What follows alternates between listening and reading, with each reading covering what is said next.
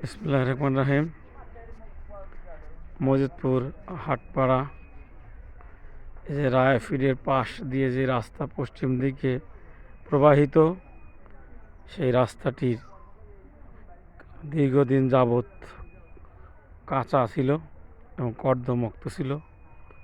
সেই রাস্তাটি এখন হেলিমবুম করা হচ্ছে, ইট পাড়া হচ্ছে। এটা রায়ফির থেকে শুরু করে রতন দেওয়ানের বাড়ি পর্যন্ত। এটা আমাদের চেয়ারম্যান সাহেব, মুমতাজ চেয়ারম্যানের প্রচেষ্টায় আমরা এই রাস্তাটা ইনশাল্লাহ আমরা পেলাম। এই রাস্তাটি বরাবর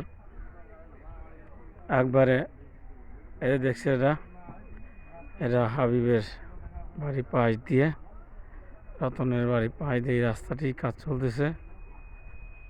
এই রাস্তাটি এখন বরাবর কাজ হতে হতে একবারে এটা চলে যাবে হচ্ছে রায়ফিরের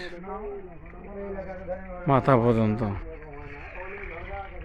এই যে সব লোকজন কাজ করতেছে, এখন তারা এখন রেস্ট নিচ্ছে আর কি। এই যে রাস্তাটা হবে ইনশাল্লাহ, রাস্তার কাজ চলতেছে। আল্লাহ হাফেজ।